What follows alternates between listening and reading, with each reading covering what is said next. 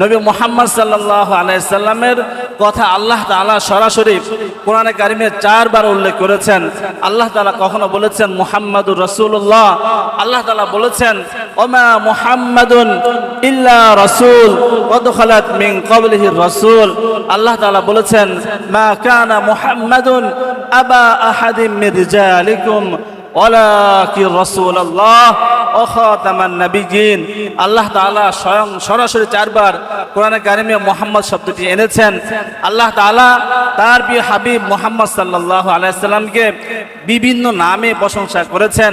আল্লাহ তাআলা কখনো রহমান, আল্লাহ তাআলা কখনো রাউফুন রহিমুন বলেছেন, আল্লাহ তাআলা কখনো মুজাম্মিল বলেছেন, আল্লাহ তাআলা কখনো মুদ্দাসসির বলেছেন, আল্লাহ তাআলা কখনো তাহা বলেছেন, আল্লাহ তাআলা কখনো ইয়াসিন বলেছেন।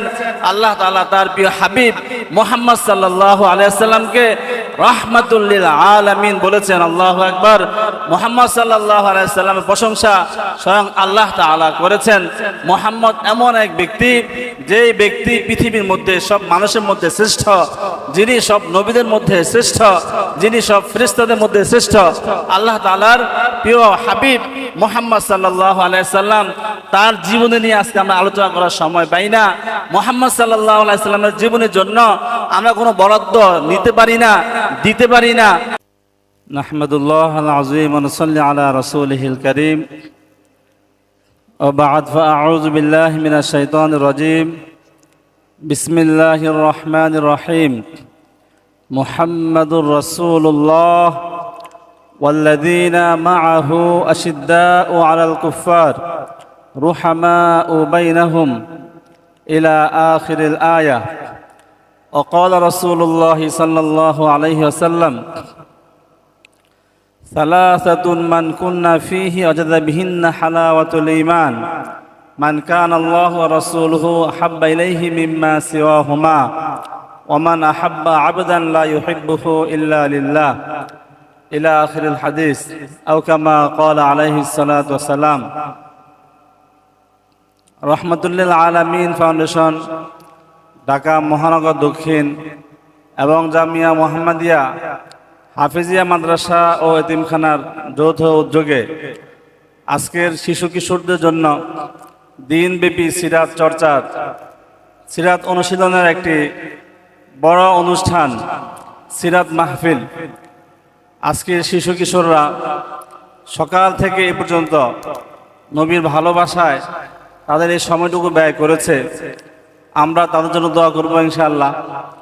উপস্থিত আছেন আজকের এই প্রাণবন্ত সভার সম্মানিত সভাপতি, উপস্থিত আছেন বিশিষ্ট আলোচক, সময়ের অন্যতম মোনাজের হযরত মাওলানা মুফতি লুৎফুর রহমান ফরাইজি হাফিজাহুল্লাহ।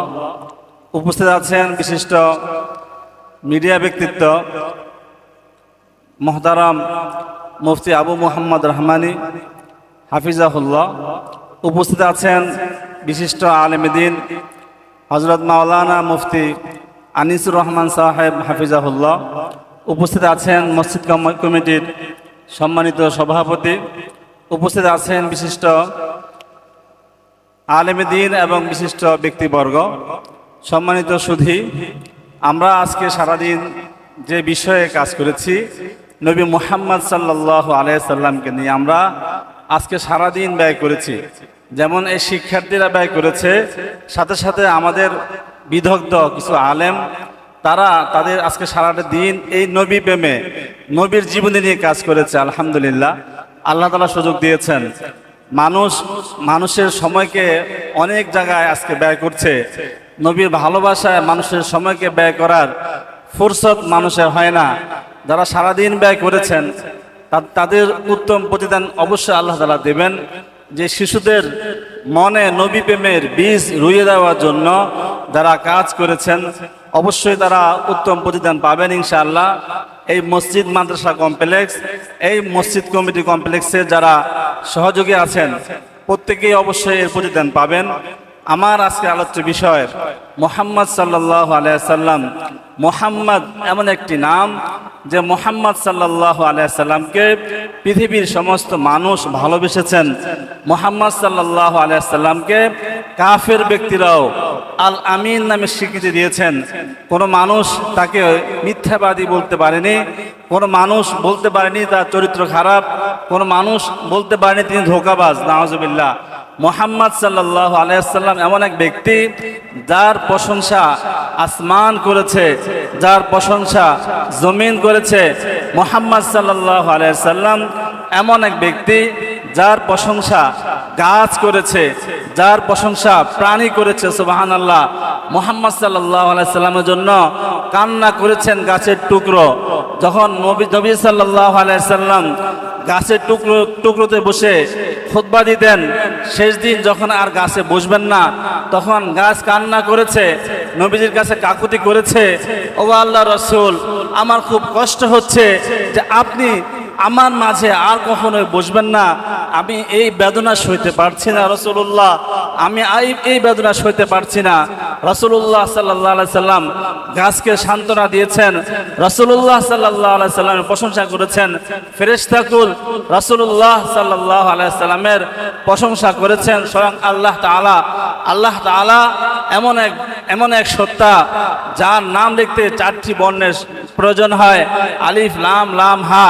আল্লাহ তাআলার প্রিয় বন্ধু, তার নাম হচ্ছে মুহাম্মদ। আল্লাহ তাআলার নামের সাথে মিল রেখে তার প্রিয় হাবিবের নাম রাখা হয়েছে মুহাম্মদ। মিম হা মিম দাল। মুহাম্মদ শব্দ লিখতে 4টি বর্ণের প্রয়োজন হয়। আল্লাহ তাআলার নামের মাঝে একটি তাসদীদ রয়েছে। মুহাম্মদ সাল্লাল্লাহু আলাইহি সাল্লামের নামের মাঝে একটি তাসদীদ রয়েছে। আল্লাহু আকবার। আল্লাহ তাআলা তার প্রিয় হাবিবকে এমন ভালোবাসেন, তার আল্লাহ তাআলার নামের সাথে সাথে নবী মুহাম্মদ সাল্লাল্লাহু আলাইহি সাল্লামের নামকে আল্লাহ তাআলা সমান সমান বর্ণ দিয়ে নিয়ে এসেছেন। নবী মুহাম্মদ সাল্লাল্লাহু আলাইহি সাল্লামের কথা আল্লাহ তাআলা সরাসরি কোরআনে কারিমে 4 বার উল্লেখ করেছেন। আল্লাহ তাআলা কখনো বলেছেন মুহাম্মাদুর রাসূলুল্লাহ, আল্লাহ তাআলা বলেছেন ওমা মুহাম্মাদুন ইল্লা রাসূল কদ খালাত মিন ক্বাবলিহি রাসূল। আল্লাহ তাআলা বলেছেন মা কানা মুহাম্মাদুন আবা আহাদিম মিন রিজালিকুম ওয়ালাকিন রাসূলুল্লাহ ওয়া খাতামান নাবিয়্যিন। আল্লাহ তাআলা স্বয়ং সরাসরি 4 বার কোরআনে কারিমে মুহাম্মদ শব্দটি এনেছেন। আল্লাহ তাআলা তার প্রিয় হাবিব মুহাম্মদ সাল্লাল্লাহু আলাইহি সাল্লামকে বিভিন্ন নামে প্রশংসা করেছেন। আল্লাহ তাআলা কখনো রহমান, আল্লাহ তাআলা কখনো রাউফুন রহিমুন বলেছেন, আল্লাহ তাআলা কখনো মুজাম্মিল বলেছেন, আল্লাহ তাআলা কখনো মুদ্দাসসির বলেছেন, আল্লাহ তাআলা কখনো তাহা বলেছেন, আল্লাহ তাআলা কখনো ইয়াসিন বলেছেন। আল্লাহ তাআলা তার প্রিয় হাবিব মুহাম্মদ সাল্লাল্লাহু আলাইহি সাল্লামকে রাহমাতুল লিল আলামিন বলেছেন। আল্লাহু আকবার। মুহাম্মদ সাল্লাল্লাহু আলাইহি সাল্লামের প্রশংসা স্বয়ং আল্লাহ তাআলা করেছেন। মুহাম্মদ এমন এক ব্যক্তি, যে ব্যক্তি পৃথিবীর মধ্যে সব মানুষের মধ্যে শ্রেষ্ঠ, যিনি সব নবীদের মধ্যে শ্রেষ্ঠ, যিনি সব ফেরেশতাদের মধ্যে শ্রেষ্ঠ।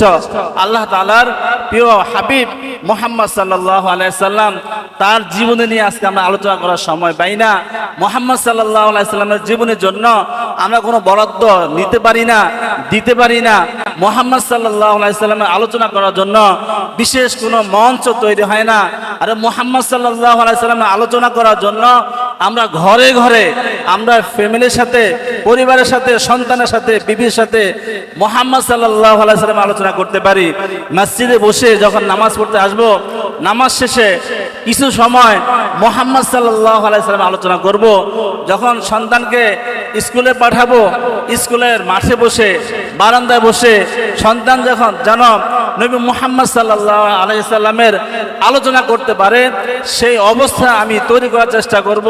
যখন সন্তান রাস্তায় আসবে, যাবে, নবীজির কি সুন্নাহ রয়েছে, নবীজির কি আদর্শ রয়েছে, এই সন্তান সে আদর্শ চর্চা করবে। আমার যখন খেলার মাঠ হবে, এই খেলার মাঠে গিয়ে আমরা মাঠে কিছু সময় নবীজি চর্চা করব। যারা মাদ্রাসায় পড়ি, মাদ্রাসার আঙ্গিনায় বসে বসে কিছু সময় নবীজির সিরাত চর্চা করব। একজনে পাঠ করব, বাকি সবাই নবীজির সিরাত শুনবো। এবং এভাবে ক্লাসে যখন ছুটি হয়, ছুটির সময়ে, বিরতির সময়ে আমরা 10 জন বন্ধু, 5 জন বন্ধু বসে নবীজির একটা জীবনী নিয়ে আমরা পাঠ করব। নবীজির জীবনী এত গুরুত্বপূর্ণ হওয়ার পরেও আজকে কোনো ব্যবস্থাপনায়, কোনো সিলেবাসে নবীজির পূর্ণাঙ্গ জীবনী আলোচনা হয় না। এটা খুবই দুঃখ বিষয়। এবং কি যে আমাদের শিক্ষা প্রতিষ্ঠানগুলো রয়েছে, কোনো প্রতিষ্ঠানেই নবীজির পূর্ণাঙ্গ জীবনের জন্য চর্চার জন্য ভালো ব্যবস্থা নেই। এটা অত্যন্ত দুঃখের বিষয়। আমরা আবেদন করব, আমরা অনুরোধ করব প্রত্যেকে নবীজির জীবনী নিয়ে আলোচনার জন্য, নবীজির জীবনীর পূর্ণাঙ্গ একটা সিলেবাস যেন থাকে, এই চেষ্টা ইনশাআল্লাহ করব। আজকে আমরা রাহমাতুল্লিল আলামিন ফাউন্ডেশনের মাধ্যমে ছোটদের সিরাত চর্চার জন্য একটি বই সামনে তুলে ধরেছি। এই বইকে সামনে নিয়ে ইনশাআল্লাহ ফাউন্ডেশন কাজ করতে চায়, কাজ করবে ইনশাআল্লাহ।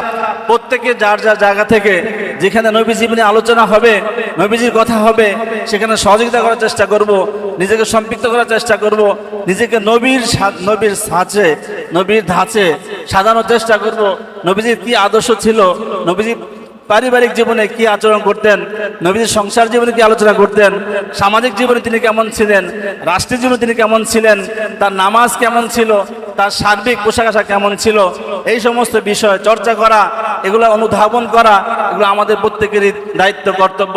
যেহেতু অনেক আলোচক রয়েছেন, আমি আমার আলোচনা সংক্ষিপ্ত করব। যারা আজকের এই আয়োজনে সহযোগিতা করেছেন, অর্থ দিয়েছেন, শ্রম দিয়েছেন, সময় দিয়েছেন, যারা মাদ্রাসা থেকে শিক্ষার্থীদেরকে নিয়ে এসেছেন, প্রত্যেকের জন্য আমি আন্তরিক মোবারকবাদ জানাই এবং প্রত্যেককে আল্লাহ তাআলা উত্তম বিনিময় দান করুন, সেই দোয়া করে আমি আমার বক্তব্য শেষ করছি। ওমা তাওফিকি ইল্লা বিল্লাহ।